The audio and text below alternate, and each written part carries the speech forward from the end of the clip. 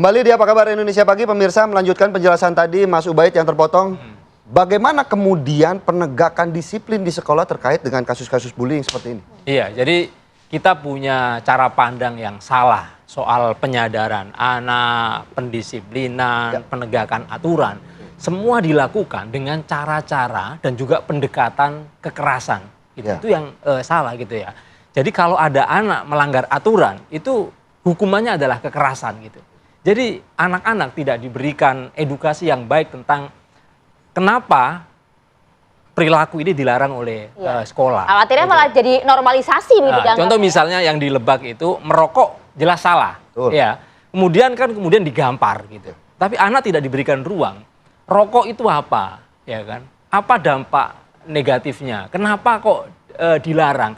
Anak itu usia belajar ya. Karena itu mereka bisa jadi melakukan hal-hal yang melanggar tata tertib itu karena pengetahuan dia belum sampai ke sana. Nah, karena belum sampai ke sana maka anak penting untuk diedukasi soal literasi apapun yang ada di sekolah. Tapi kan biasanya sekolah juga sudah memiliki aturan-aturan yang untuk menghukum mungkin murid-murid yang bermasalah seperti itu. Apakah memang hukuman itu kemudian belum memberikan efek jera seperti itu? Nah, tadi saya bilang hukuman itu lebih memberikan pada sanksi-sanksi daripada edukasi. Padahal kalau usia anak-anak ini kan restoratif justice misalnya, itu adalah lebih ke pendekatan tentang memahami masalah, konsekuensi dari perbuatan yang dilakukan itu apa gitu. Jadi ruang-ruang dialog di sekolah itu hampir nggak ada. Sehingga yang muncul adalah penghukuman. Sehingga kalau ada masalah yang dipanggil adalah orang tuanya. Tapi sejauh mana anak diajak untuk dialog terhadap masalah yang dia sedang hadapi itu apa? Sebenarnya kan nggak hanya korban saja, ruang dialog itu kita harapkan kan juga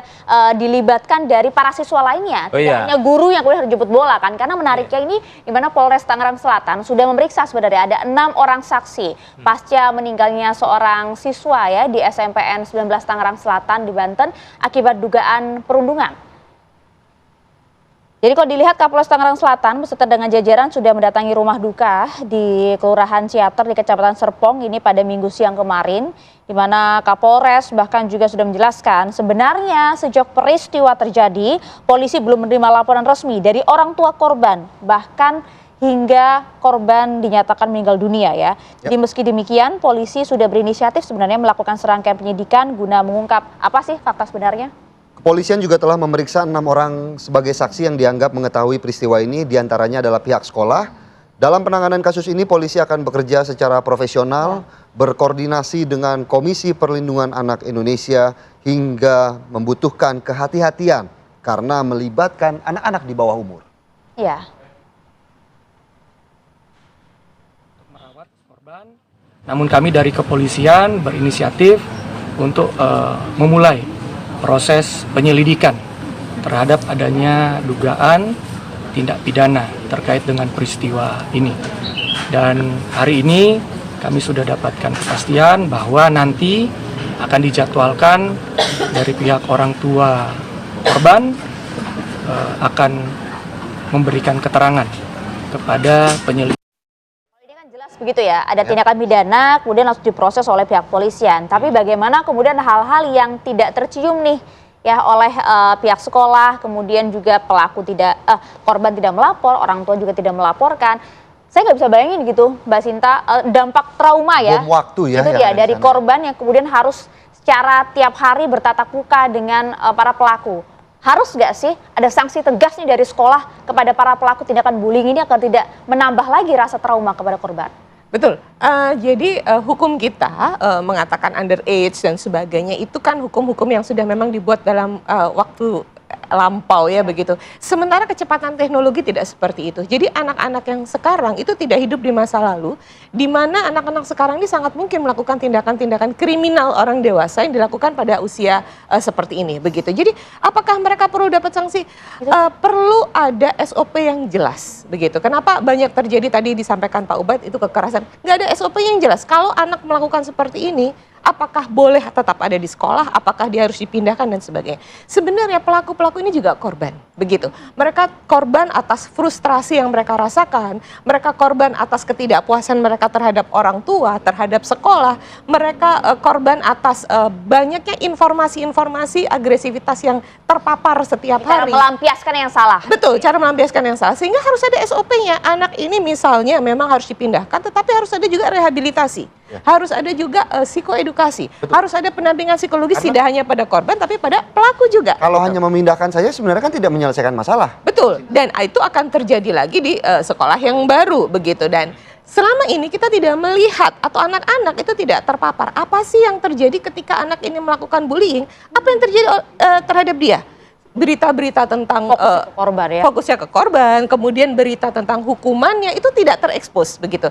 Jadi anak hanya belajar di media sosial bagaimana melakukan kekerasan, bagaimana melakukan perundungan, apa yang terjadi, selesai. Begitu. Jadi dianggapnya ini bukan hal yang tadi penting ya, cukup penting untuk dilihat gitu. Tetapi kalau dipaparkan juga, kalau kita melakukan ini konsekuensinya hukumnya ini ya, konsekuensi sosialnya ini, konsekuensi agamanya ini, konsekuensi masyarakatnya ini gitu. Jadi mereka bisa melihat juga kegiatan perilaku perundungan konsekuensinya adalah ini. Nah, konsekuensi ini tidak pernah dipelajari anak juga. Konsekuensi di sekolah ini, Mas, termasuk tadi yang disampaikan oleh Mbak Sinta, perlu kemudian berikan sanksi tegas kepada para pelaku, dikeluarkan dari sekolah dan juga mendapatkan pembinaan.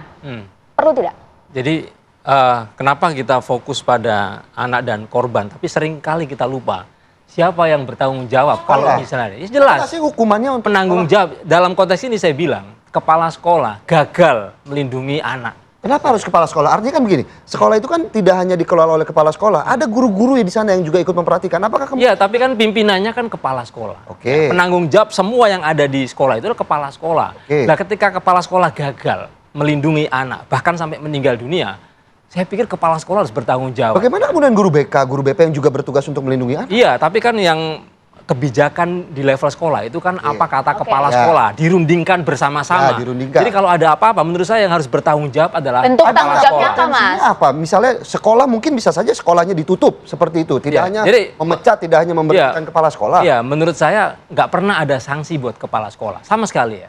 Buat para pelaku saja sanksinya banyak yang hanya administratif, kemudian dimaafkan. Apalagi kepala sekolah nggak pernah ada sanksi sama sekali. Karena itu ya kepala sekolah sebaiknya mengundurkan diri, tidak perlu dipecat ya. Tapi kan karena ini dia merasa gagal gitu. Apakah menyelesaikan masalah bullying dengan hanya mengundurkan diri dari kepala sekolah? Iya, tapi ini kan jadi pelajaran kepala-kepala sekolah bahwa sekolah itu harus menjadi tempat yang aman bagi anak-anak. Karena data JPPI dari tahun ke tahun kita juga melakukan survei indeks layanan pendidikan. Yang paling buruk adalah soal safety learning environment. Buruk sekali itu.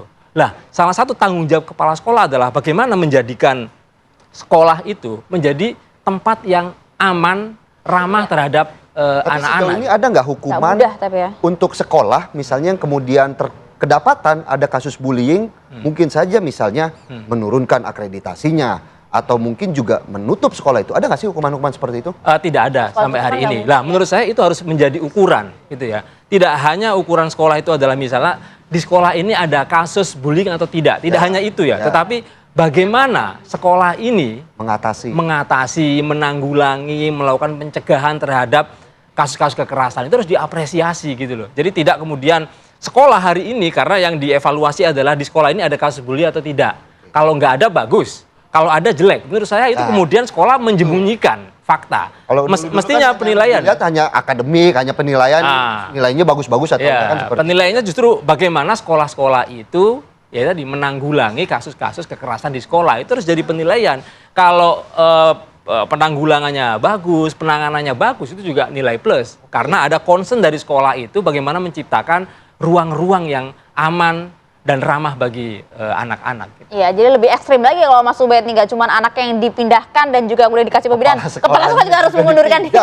Yang kedua, nggak pernah dievaluasi juga Satgas. Ya, Satgas ini ada di level kabupaten kota, ada di provinsi gitu. Ya orangnya mereka-mereka juga, Mas, isinya. Ya karena Satgas juga nggak pernah ada sanksi, kepala sekolah nggak ada sanksi, maka pelaku juga ya kita santai-santai aja gitu. Orang nggak ada sanksi apa-apa gitu. Mbak Sinta, mungkin sedikit saja penjelasan bagaimana kemudian melihat perubahan kalau yang mungkin dulunya korban bullying ini lebih nekat untuk mengakhiri hidupnya begitu ya. Tapi kalau sekarang justru lebih ekstrim. Presif lah melukai pelaku-pelaku dari para bullying seperti itu.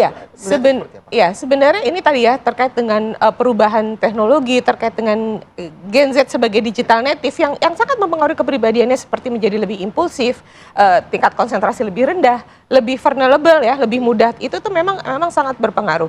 Nah, ketika ini menjadi keluar, ini menunjukkan bahwa adanya frustrasi yang semakin tinggi sebenarnya begitu, di mana anak-anak ini merasa bahwa it is okay gitu ya, ini akan menjadi lebih besar gitu ya, lebih berdampak kalau dia melakukan itu keluar daripada kepada dirinya sendiri. Jadi sebenarnya ini salah satu bentuk penguatan ya gitu, dan untuk melakukan tindakan seperti itu ya, seperti di SMA 72 atau di Aceh itu bukan hal yang gampang. Artinya dia harus melakukan research gitu ya, melakukan research untuk bisa bagaimana caranya untuk melakukan itu. Berarti kan anak-anak ini bukan anak-anak yang dengan kapasitas intelektual yang jelek gitu ya, ini anak-anak pintar gitu. Nah, inilah yang seharusnya kemudian kita barengi tadi ya, kita dampingi tadi, terutama terkait dengan paparan-paparan di dunia internet yang luar biasa begitu ya. Kita bisa search everything yang kita interest gitu. Nah, anak ini kalau dia interest pada hal yang seperti itu ya, ekstremisme ya, dia akan ke situ gitu. Dia akan belajar ke situ. Sehingga itu bisa digunakan untuk tadi frustrasi yang berkepanjangan, kemudian dia alihkan kepada hal-hal yang lebih berdampak. Apalagi kalau sudah menjadi sorotan publik semacam ini kan. Betul. Tapi miris juga kalau kita baca gitu ya pemberitaan baru-baru ini, kalau saya bisa sebutkan terkait dengan kasus di SMPN di 19 di Tangerang ini ya. Bahkan Wali Kota Tangerang Selatan Pak Benyamin juga menyampaikan, oh ternyata baru diketahui korban ini memiliki riwayat tumor yang memang kemudian berakibat seperti ini. Khawatirnya Mas begitu ya, bukan menjadi pembelaan atau pembenaran gitu ya, tapi ini kemudian dianggap pelaku sebagai normalisasi. Ya, kalau menurut saya itu jelas, itu pembelaan. Jadi wali kota menurut saya lepas dari tanggung jawab gitu. Harusnya wali kota mengatakan bahwa dia adalah warga saya. Jangan sampai nanti ada korban lagi. Siapapun itu, saya akan tanggung jawab. Kan disampaikan di publik loh, di media itu. Iya, artinya itu kan bentuk-bentuk lari dari tanggung jawab, ya kan, seakan-akan itu korban ya sudah seharusnya dia begitu kan. Itu menurut saya itu sikap wali kota yang lari dari tanggung jawab. Mestinya ya, saya akan panggil itu Satgas, saya akan evaluasi apa kinerja Satgas yang sudah saya bentuk.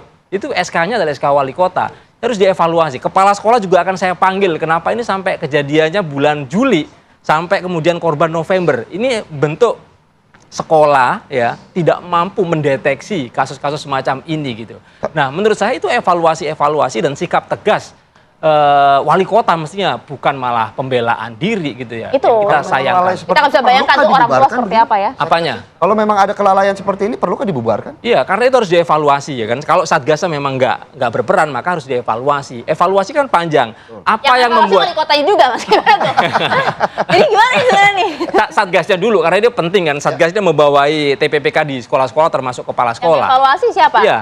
Ya banyak, harus independen, harus ada dari unsur pemerintah, kami dari masyarakat sipil harus dilibatkan. Dan yang ketiga juga, kami juga mencium ada banyak masalah soal kenapa Satgas nggak jalan, kenapa TPPK nggak jalan, kenapa guru-guru nggak bertindak. Ya karena terlalu banyak beban dan nggak ada misalnya tunjangan atau anggaran untuk ke situ gitu loh. Nah kalau misalnya Satgas dibentuk, nih selesai, kemudian nggak ada anggaran, lo mau ngapain? Khawatirnya pemerintah tidak menganggap serius hal ini. Singkat, Mbak Sinta. Singkat. Ya, betul. Jadi budaya kekerasan ini sudah menjadi budaya ya. Kita harus semua menyadari bahwa ini adalah budaya gitu. Kita pilihannya kita mau meneruskan ini sebagai budaya atau tidak. Itu pilihannya ada di kita gitu. Ketika dari unsur pemerintahan itu juga menganggap bahwa ini adalah budaya kekerasan yang harus kita hindari atau kita tidak tolerir, maka tadi kata-kata yang disampaikan oleh Pak Wali Kota tentu tidak akan keluar.